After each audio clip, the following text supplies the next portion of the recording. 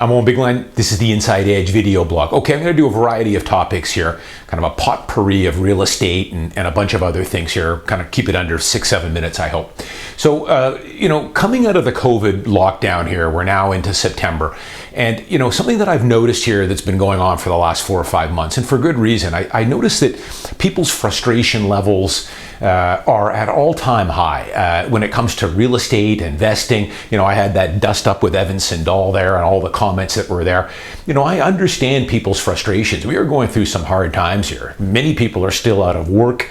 These CERB payments are ending. I think there's some mortgage defaults. People are deferring their mortgages. I don't know how much of that is in Vancouver, to be honest, and we'll see where that goes. I'll talk about that on another blog later on. I don't think it's going to be a big issue in Vancouver, maybe in areas like the Fraser Valley or some of these other cities in Canada. But in Vancouver, as most people know here, this is a high-priced market, and we don't deal in high ratio financing here. It's all conventional mortgages. Most of my clients are putting 20 to 30% down, going through the stress test. They all have a buffer for interest rate hikes or things like that. The rental market is back to full strength again here. Units are renting. Rental prices have not really come off. Most of my clients, including myself, haven't bumped rates up here recently, but I'm still getting $2,200, $2,300 for my one beds with parking. I'm getting $2,050 for my newer units without parking. Same thing with my clients. No issues in getting new tenants right now. That's all seems to be behind us here. But I want to talk about a few things. But frustration levels are high, and I can believe it. People have often said here, I tweeted a few articles recently about this wealth gap, and the rich are getting richer, and the ones on the lower economic ladder here are falling further behind. And I've often tried to what I'm trying to do here with this blog is give people the tools that you're going to need to try and move up the rungs on that ladder. It's not going to be easy. It's not. You've got to make some sacrifices, but it can be done. There's no cavalry on the way, as I'm always pounding home to people. Nobody's going to bail you out. The government's not going to come to your rescue. If you're waiting for them, forget it. They're not coming. It's not the realtors. It's not the interest rates. It's not the foreign buyers. None of that. It's on your shoulders. And the other thing, a lot of the comments I'm seeing right now in some of the media outlets here, and I continue to see this, about the price of real estate. And they talk about, like there's some sort of magic or fantastic alternative to owning. And that is getting into the rental market in a big city like Toronto or Vancouver. Do the math on this, folks. I've said so many times, run the numbers on this. Renting versus owning used to be a lot bigger factor back when I first started in real estate. I bought my first first condos back in the late 80s and was buying through the 90s. That was back when interest rates were double digit. You could rent apartments, condos in Vancouver cheap. But everything has changed now. Now that $400 West End condo is now renting for $2,100. And interest rates have gone from 14 down to 2.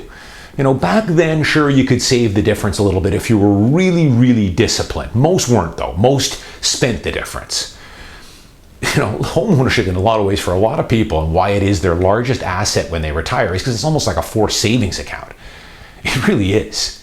So do the math on what you're going to spend renting long-term in a city like Vancouver. The big hurdle is getting that down payment that I pound at home. But they never talk about that. They only complain about prices and don't buy. They never talk about what the alternative is, and there isn't any. Just like there isn't for saving for retirement. If you don't want to use leverage and use it conservatively, the best way to do that is put 20% down on a home and borrow the other 80% at 2.2% and take advantage of the principal residence exemption. But if you don't want to do that and stay renting, you're going to be in a world of hurt long term. Do the math on what it's going to cost you to be a long-term renter here. There's no alternative to that either.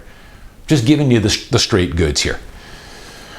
A couple other things here. I've often talked about this too, and I tweeted some stuff out, that, a lot of people are they've got the blinders on, they're angry. Debt is bad. Debt is terrible. Don't take on any debt. Don't take on any leverage. Well, it depends on the type of debt that I've often said. And this is why a guy like Mr. Siddall CMHC head who doesn't want you buying your principal residence and think the market's going to crash and thinks all realtors are overpaid. I don't understand, there's good debt and bad debt, as I've said. Mortgage debt, if you use it wisely, is good debt because A, you're using the leverage, you're borrowing at 2.2%, and you're buying an appreciating asset. You're also taking advantage of the principal residence exception. Bad debt is credit cards at 20, 25, and 29%. It's loan sharking. And it amazes me that we've got CMHC head coming out telling people that buying your principal residence and keeping it is like penny stock advice. That's what he said to me. Yet they don't talk anything about people carrying credit card balances at 20%. It is nuts and so backwards. I don't get it. We should be teaching this stuff in school starting in grade 6 on how to balance your check, how to save, how to pay yourself first, how to get your money invested, the basics of buying real estate and how mortgages work, the basics of leverage, and avoiding these high interest rate debt pitfalls that people get into. Car loans, credit cards, third-tier lenders. It amazes me that they want to keep people, first-time buyers, out of home ownership at 2%, but don't do anything about credit cards at 20 and 25. It's backwards. I'm Owen Bigland. As always, thanks for watching. Thanks for everyone who's bought my book here as well. The sales continue to be off the chains here. Really appreciate everyone who's bought and reviewed my book. Thanks for subscribing to my YouTube channel. I'll see you next week.